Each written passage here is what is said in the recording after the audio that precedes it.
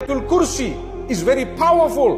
الله لا إله إلا هو الحي القيوم